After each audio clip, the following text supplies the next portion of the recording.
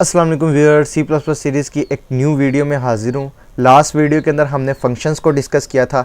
आज की इस वीडियो में हम सी प्लस प्लस के अंदर फंक्शन प्रोटोटाइप और ओवरलोडिंग को डिस्कस करेंगे, जिसके अंदर हम ये भी देखेंगे कि हम अपने फंक्शन को मेन से नीचे किस तरह से बना सकते हैं। तो यहाँ पे मैं अपना कंपाइलर ओपन कर लेता हूँ।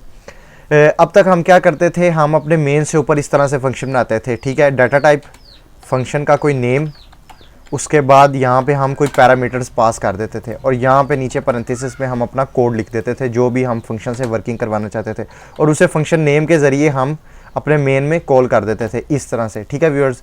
तो हमारा प्रोग्राम यहाँ पे सक्सेसफुली वर्क करता था। अब हम अगर इसे मेन से नीचे लिखें तो क्या ये हमारा प्रोग्राम सक्सेसफुली रन होगा? इसे हम यहाँ से कट करके यहाँ पे पेस्ट करके दोबारा से एग्जीक्यूट करते हैं, ठीक है। तो अब हमें कंपाइलर क्या बता रहा है कि ये जो फंक्शन है इस फन नेम के नाम से, ये हमारे स्कोप में डिक्लेयर ही नहीं है, ठीक है। ऐसा क्यों है? हम फंक्शन से नीचे किस तरह से फिर अपने फंक्शन को जो है डिक्लेयर कर सकते हैं, अपने फंक्शन को बना सकते हैं। अब ये देखें, ये जो लाइन है ना, इस लाइन को कहते हैं फंक्शन प्रोटोटाइप, जिसके अंदर तीन चीज़ें आ जाती हैं: फंक्शन की डाटा टाइप, फंक्शन का नेम और पैरामीटर्स, ठीक है। इन तीन चीज़ों के कॉम्बिनेशन को हम कहते हैं फंक्शन प्रोटोटाइप, ठीक है व्यूअर्स। अब ये जो फंक्शन प्रोटोटाइप है ना, इसको आपने ये मेन से ऊपर लाजमी इंक्लूड करना होता है अगर आप मेन से नीचे कोई फंक्शन बनाना चाहते हो। तो ये अब हम किस तरह से फंक्शन प्रोटोटाइप को मेन से ऊपर इंक्लूड करेंगे, इसी को आप कॉपी कर लें यहाँ पे मेन से ऊपर पेस्ट करके, और इस प्रोटोटाइप के बाद आपने यहाँ पे टर्मिनेटर सेमीकोलन लगा देना है, ठीक है। अब हम इसे दोबारा से एग्जीक्यूट करते हैं तो ये देखें हमारा फंक्शन सक्सेसफुली एग्जीक्यूट हो रहा है, कोई एरर नहीं आ रहा हमारे प्रोग्राम के अंदर। इस तरह से हम अपना जो फंक्शन है वो मेन से नीचे लिख सकते हैं। अब यहाँ पे आप कोई भी वर्किंग वगैरह करा लें, ठीक है। जो वैल्यू है उससे ही स्क्रीन के ऊपर चाहे प्रिंट करवा लें, ठीक है। इसे हम एग्जीक्यूट करते हैं तो ये देखें हमारा जो फंक्शन है वो सक्सेसफुली कंपाइल हो गया है।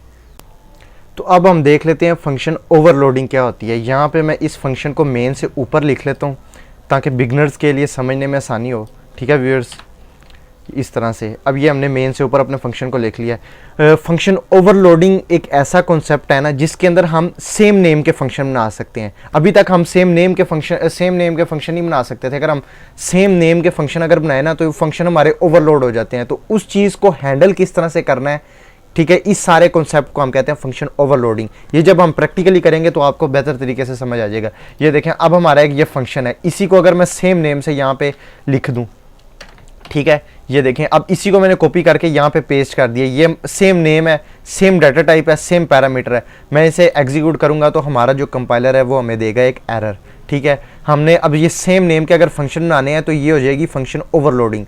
इसको अब हमने किस तरह से हैंडल करना है ये हम देख लेते हैं। यहाँ पे ये देखें, अगर आपने सेम नेम का कोई फंक्शन डिक्लेयर करना है ना तो आपको यहाँ पे कुछ ना कुछ चेंज करना पड़ेगा, या तो डाटा टाइप चेंज करनी पड़ेगी या तो पैरामीटर में कोई चेंजिंग करनी पड़ेगी, ठीक है। अगर सेम नेम का फंक्शन चाहते हैं तो या तो आप नेम ही चेंज कर दें तो फिर आपकी फंक्शन ओवरलोडिंग होगी नहीं। लेकिन अगर सेम नेम का ही फंक्शन बनाने की रिक्वायरमेंट है तो किस तरह से आपने ओवरलोडिंग को हैंडल करना है ये देखें। यहाँ पे मैं कुछ पैरामीटर्स पास कर देता हूँ, एक और पैरामीटर पास कर देता हूँ, ठीक है। ये देखें, अब मैं दोबारा से इसे एग्जीक्यूट करता हूँ तो मुझे एरर ख़त्म हो गया है, ठीक है ना। अब मुझे कोई एरर नहीं आ रहा। ये देखें, मैंने पैरामीटर्स में चेंजिंग कर दिया। अब मेरा नेम भी सेम है, डाटा टाइप भी सेम है, लेकिन मुझे एरर नहीं आ रहा क्योंकि मैंने इसे दो पैरामीटर्स पास कर दिए हैं। तो जब मैं इसे यहाँ पे किस तरह से क्या नाम है अपने फंक्शन को कॉल करूँगा, ये देखें, वही आपने सेम तरीके से नेम लिख दिया और यहाँ से आपने दो वैल्यूज़ पास कर दी 30।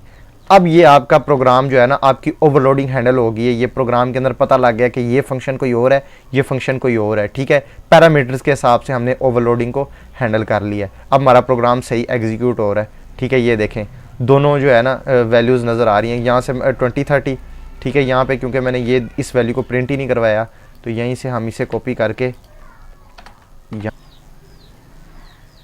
तो ये देखें हमारा प्रोग्राम अब हमें सही आउटपुट दे रहा है, ठीक है। इस तरह से आप फंक्शन ओवरलोडिंग को हैंडल कर सकते हैं। व्यूअर्स, होप सो आपको फंक्शन ओवरलोडिंग और फंक्शन प्रोटोटाइप के बारे में समझ आ गया होगा। अगर आपको कोई भी डाउट हो, कोई क्वेश्चन हो तो आप मुझसे कमेंट में पूछ लें, मैं आपको आंसर कर दूंगा उसका कमेंट के अंदर। आज की वीडियो अगर आपको पसंद आई तो चैनल को काइंडली सब्सक्राइब कर दें और साथ में बेल आइकन भी दबा दें ताकि आने वाली तमाम वीडियोज़ आपको मिलती रहें। तो मिलते हैं फिर नेक्स्ट वीडियो में। अल्लाह हाफिज़।